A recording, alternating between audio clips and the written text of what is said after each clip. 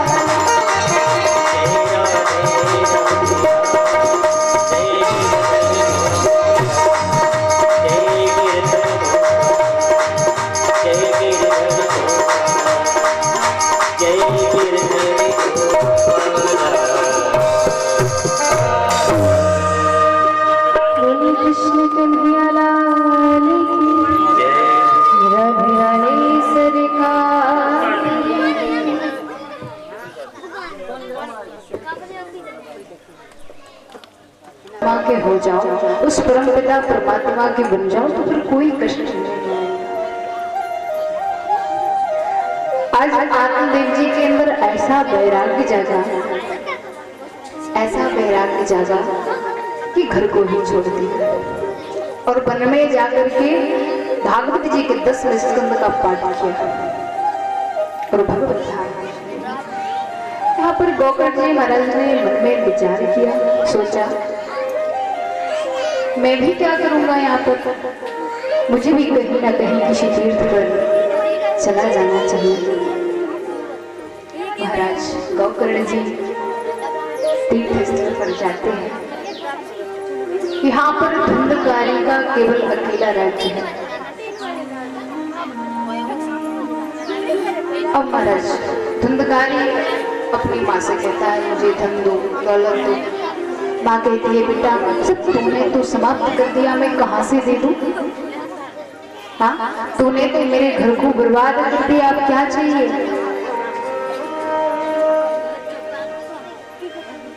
धुंधकारी अपनी माँ को मारने लगा, पीटने लगा। आज धुंधली अर्धरात्रि में जाती है ना, तो कुएं में कूद करके अपने आत्महत्या कर ली, प्राणों को त्याग दिया, प्राणों को छोड़ दिया। यहाँ पर धुंधकारी का अकेले राज्य है और कौन 5-5 वैश्याओं को रख लिया। वो जो कहती है वही धुंधकारी करता है।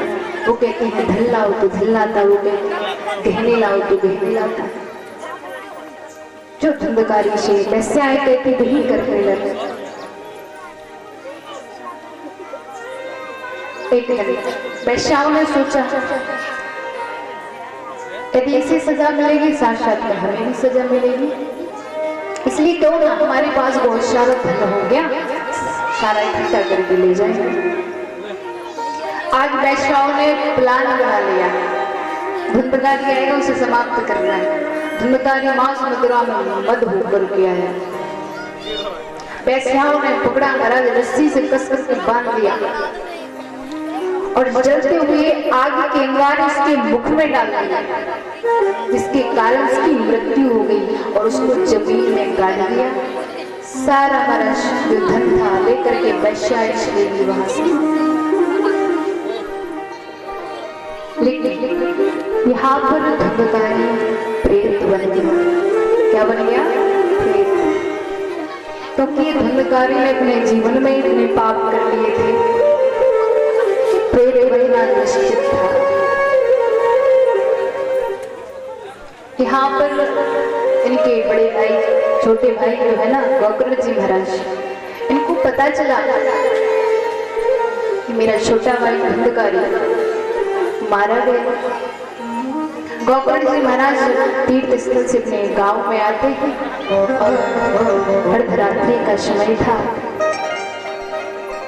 प्रवेश किया कक्ष में, जैसे ही ध्यान करने बैठे महाराज, उसी समय धुंधकारी नाना प्रकार के रूप दिखाने लगा।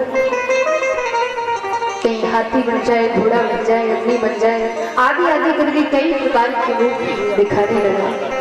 उसी समय गोकर्ण जी महाराज ने अपने कमंडल से जल निकाला और अभिमंत्रित कर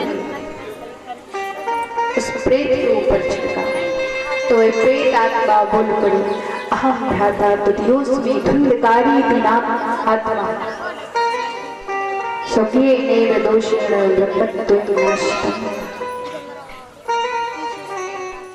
कहा कि हे भैया मैं धुंधकारी हूँ।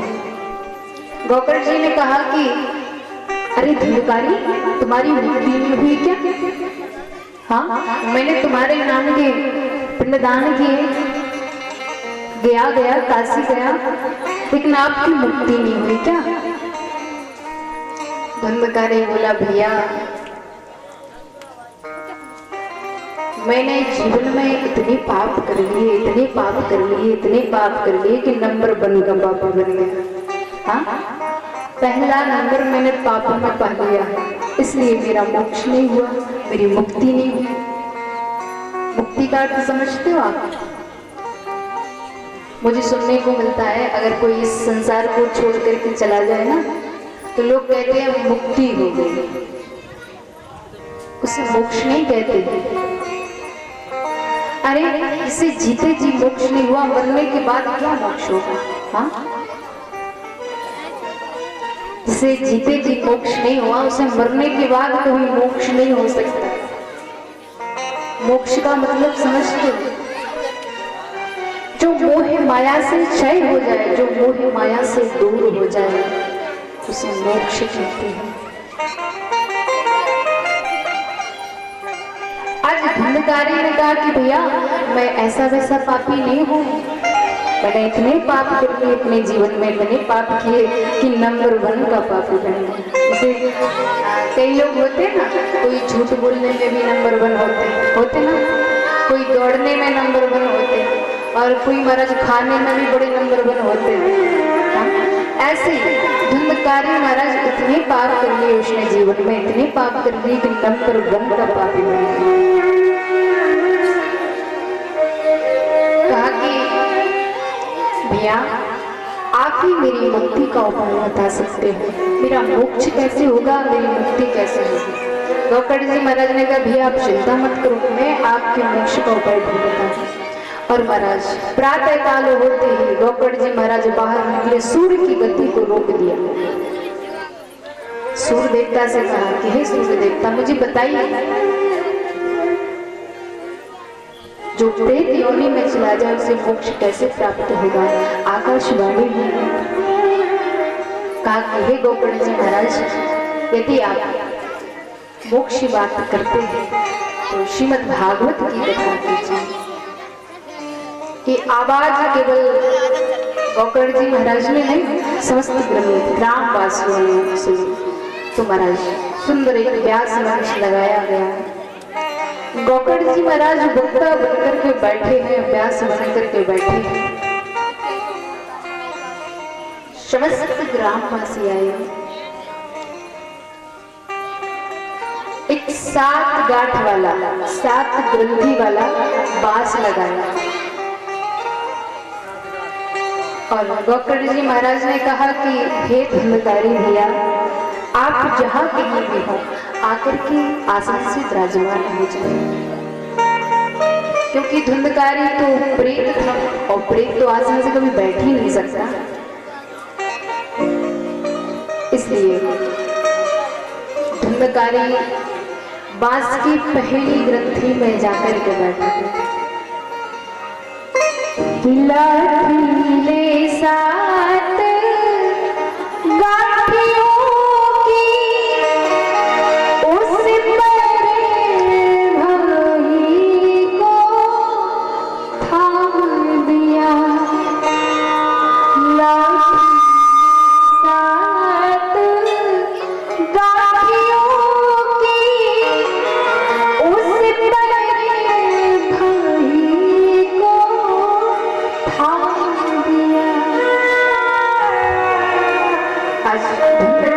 सबसे पहली ग्रंथि में जाकर के बैठे और गौकर्ण जी महाराज ने कथा सुनाना प्रारंभ किया। पहले दिन की कथा सुनी, पहली ग्रंथि खुली। दूसरे दिन की कथा सुनी, दूसरी ग्रंथि खुली। तीसरे दिन की कथा सुनी, तीसरी ग्रंथि खुली। इस प्रकार निरंतर ग्रंथि खुलती गई। 7वें दिन की कथा सुनी महाराज, पूछो ही मत, एकदम देव रूप में धुंधकारी प्रकट हो गया और हाथ जोड़ करके धुंधकारी ने कहा कि हे भैया आपकी कृपा से आज मैं प्रेत योनि से छुटकारा पा लिया, मेरा मोक्ष हो गया, मेरी हो गई। लेकिन कुछ ही क्षण बाद देखा कि प्रभु के विमान आ गए धुंधकारी को लेने के लिए। धुंधकारी विमान में बैठ गया। कई लोग कहते हैं महाराज गौकर्ण जी महाराज ने कथा सुनाई धुंधकारी को तो विमान आ गया था, लेकिन अब विमान क्यों नहीं आता है? अच्छा एक बात बताइए, यदि यहाँ पर विमान आ जाए तो कौन कौन चलेगा? हाथ उठाइए, कौन कौन चलेगा? सब लोग डर गए। कहीं ऐसा ना हो कि सच में ही आ जाए और जाना पड़े, क्योंकि कोई नहीं जाना चाहता। हाँ, अभी तो थोड़ा झूठ मूठ बोल भी देंगे कि हाँ हम चलेंगे, पर तैयार कोई भी नहीं आ जाएगा। तुम्हें नहीं महाराज अभी तो टाइम ही नहीं है, मेरे पोते का विवाह वो हो जाना फिर चलेंगे। हाँ? बहुत सारे काम बता देंगे, क्योंकि दुनिया से जाने की इच्छा किसी की नहीं होती। लेकिन यहाँ तो महाराज 7 के दिन विमान आने वाला है, निश्चित तैयार रहना। सब तैयार हो? हाथ उठाओ, कौन कौन तैयार है? कुछ लोग तो देखो उठाई नहीं, विश्वास है कि आएगा।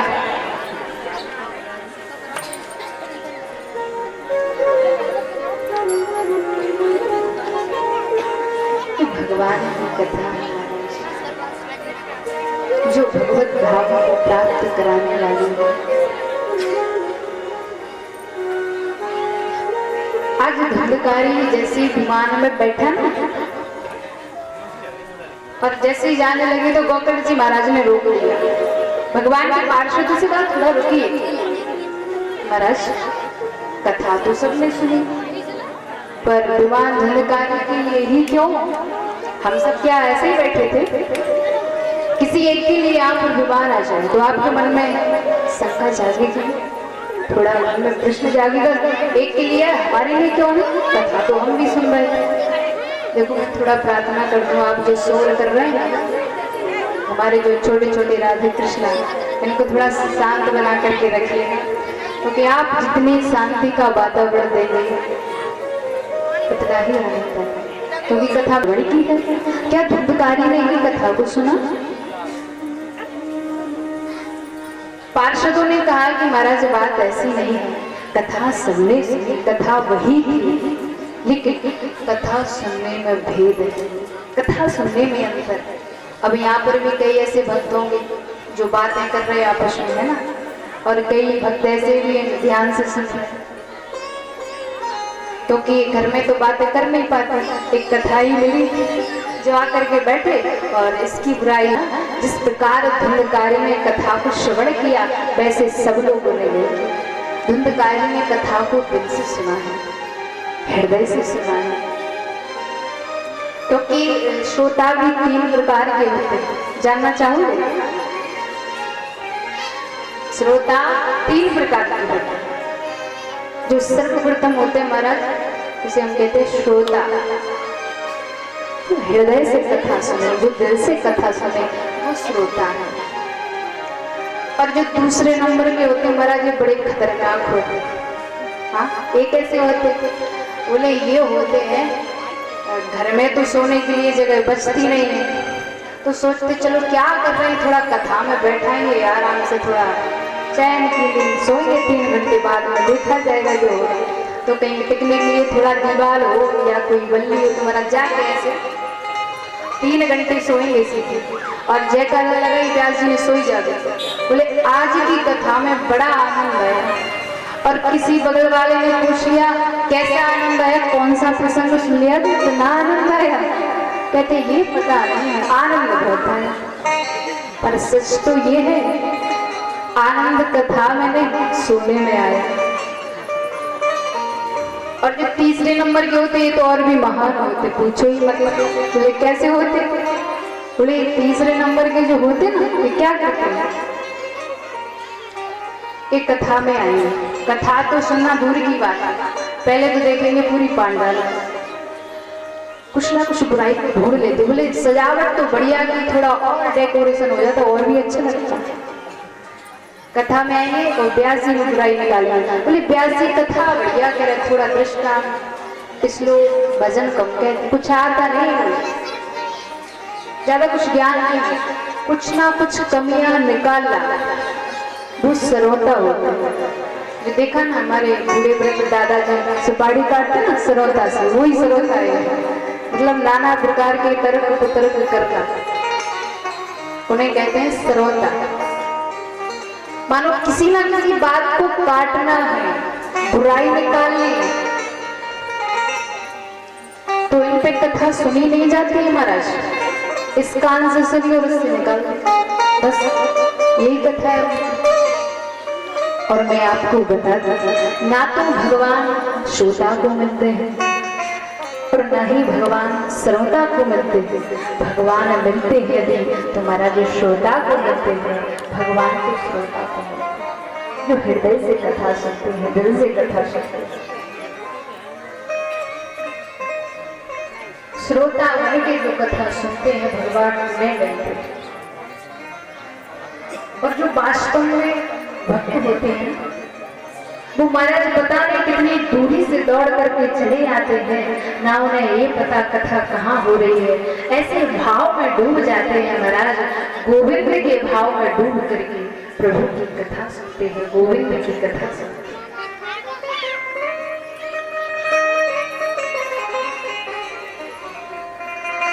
ये महाराज ये वो कथा है जो गोविंद की प्राप्ति करा देती। इसलिए ऐसा अवसर बार बार नहीं मिलता है, और मिले तो भगवत कृपा से मिले, इसको व्यर्थ मत गवाना।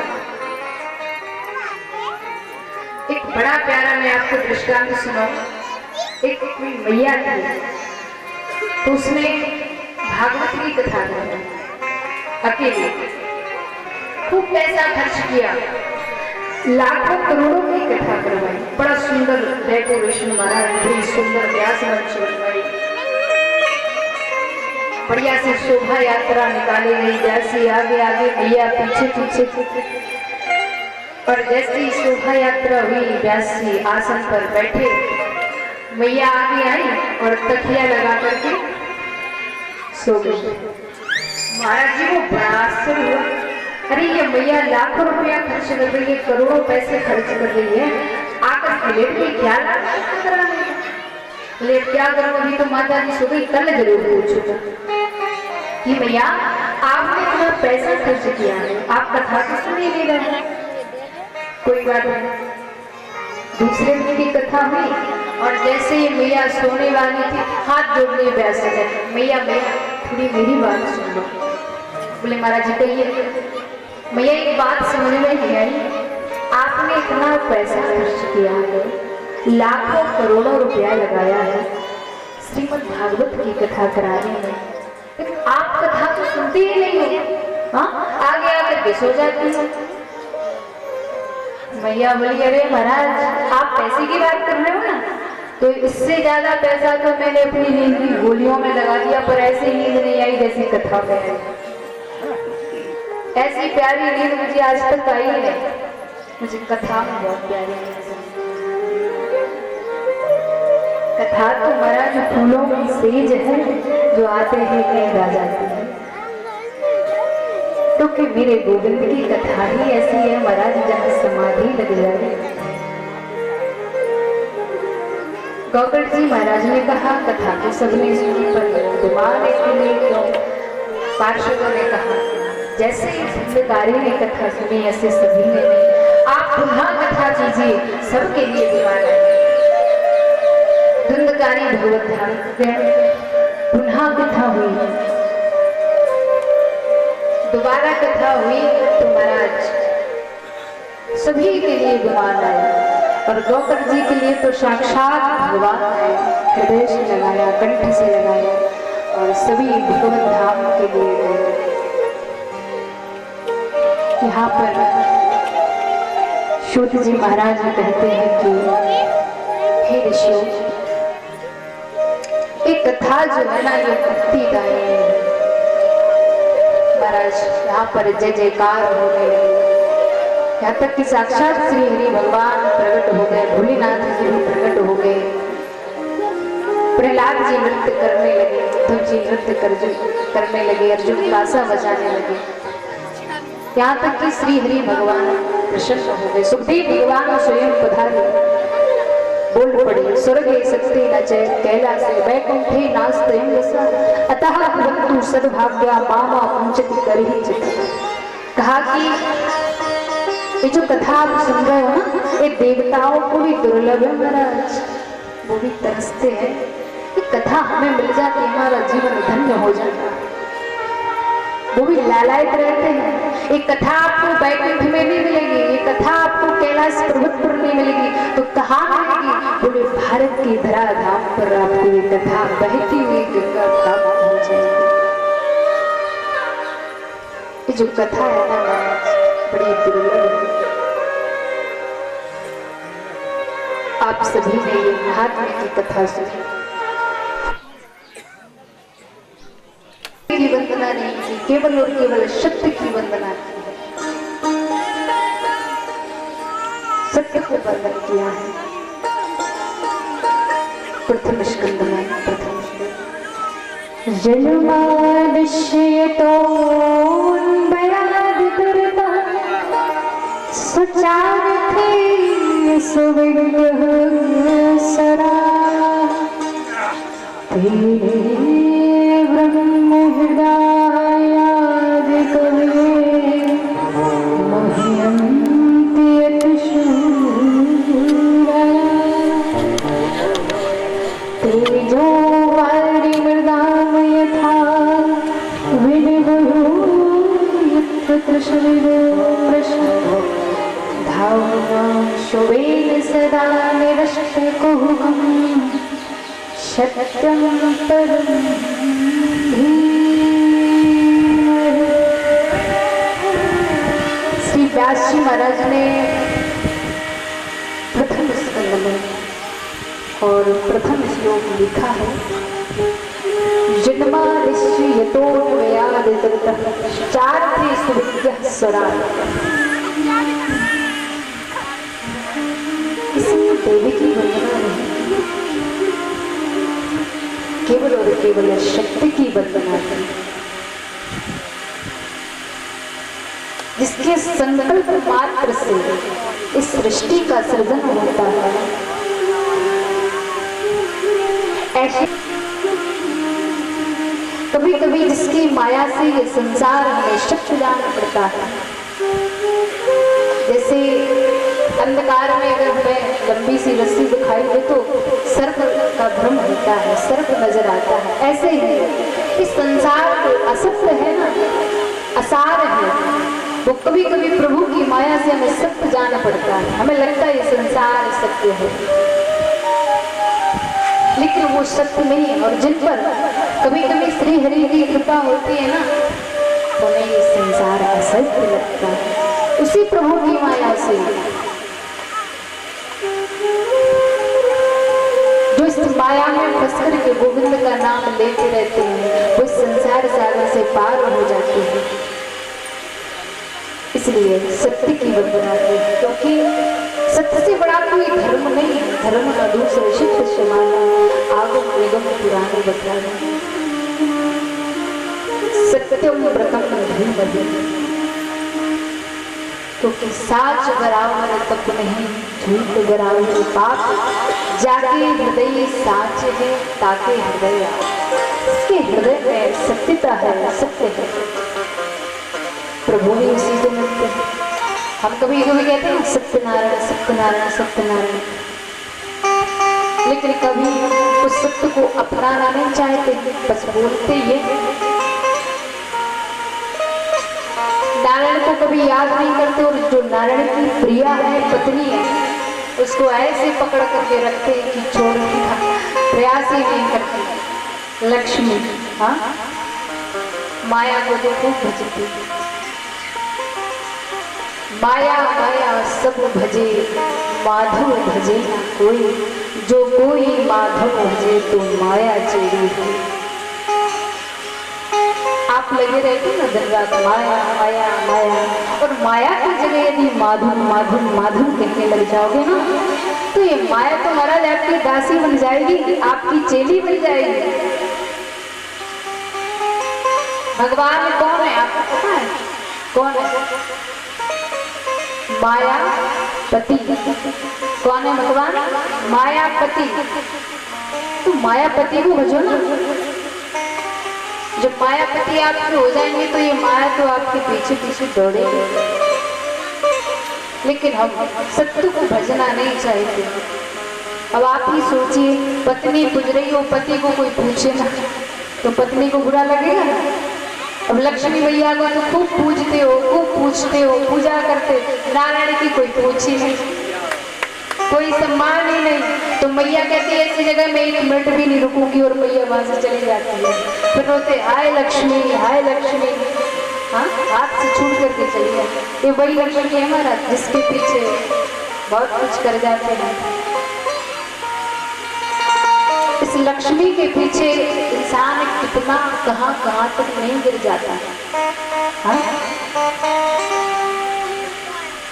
ये लक्ष्मी बड़ी खतरनाक है और यदि इसी लक्ष्मी के साथ नारायण जुड़ जाए तो ये बहुत अच्छी बन जाती है। ये लक्ष्मी बड़ी प्रिय लगने लगती है। ये संसार है, सत्य नहीं, ये असार है। हमें भगवान ने भेजा है, इसलिए भेजा है, क्या करने के लिए भेजा है आपको पता है? बड़ी कृपा से हमें मानव शरीर मिला है, इसको व्यर्थ नहीं गवाना है। इसे पाकर के कुछ अच्छा कर लीजिए। पता नहीं किसी और योनि में अगर भगवान भेज दिए होते तो कहाँ भटक रहे होते, पता है आपको? आप किसी जीव जानवर से कहो वो भजन करे, क्या कर पाएगा? नहीं कर पाएगा। एक मानव देह ही है जो अच्छा कार्य कर सकता है।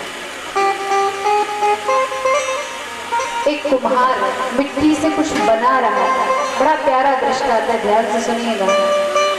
एक कुम्हार मिट्टी से कुछ बना रहा था, पूरा आकार बना लिया, अचानक से उसने उस आकार को मिटा दिया तो वह मिट्टी भूल पड़ी। महाराज आपने पहले क्या बनाया था और अब क्या बनाने वाले हैं? तो कुम्हार कहता है कि पहले मैं चिलम बना रहा था। क्या बना रहा था? चिलम तो समझते ही होंगे आप सब, ट्रेन जैसा धुआं निकलता है। कहा कि कुमार ने कहा पहले मैं मिट्टी चिलम बना रहा था। मिट्टी ने कहा अब क्या बना रहे हो? बोले अब मैं सुराही बना रहा हूँ। अब मेरा मन बदल गया। मिट्टी खुश हो गई और मिट्टी ने कहा महाराज तुम्हारा तो केवल मन बदला, मेरा तो संपूर्ण जीवन बदल गया, मैं तो धन्य हो गई। अगर मैं चिलम बन जाती तो पता नहीं कितनों के हृदय को जलाती और मैं खुद जलती, लेकिन मैं धन्य हो गई। जब सुराही में जल पहुंचेगा तो मैं भी शीतल हो जाऊंगी और पीने वाला भी शीतल हो जाएगा। ये मानव शरीर पाकर के हमारा जीवन में हमारा ये धन्य हो गया। उस परमात्मा को धन्यवाद दिया करो कि हे प्रभु आपकी कृपा से ये मानव शरीर मिला है। और इस आत्मा का रिश्ता जो है ना प्रभु से आज से नहीं कई जन्मों से। प्रभु से कहा करो कि हे प्रभु मैं तेरा तू मेरा। कई जन्मों से बुला रही हूँ पर माया में आकर के जीव भूल गया, इसलिए पुकारना भूल जाते। इसलिए कह दीजिए कि हे प्रभु कई जन्मों से बुला रही हूँ, कोई तो नाता जरूरी होगा। तो आप सबको मिलके गाना और कहना है कि हे प्रभु एक जन्म का नहीं अनेक जन्मों से हमारा और आपका नाता है। इसलिए कहिए प्रभु से, कहिए प्रभु कई जन्मों से बुला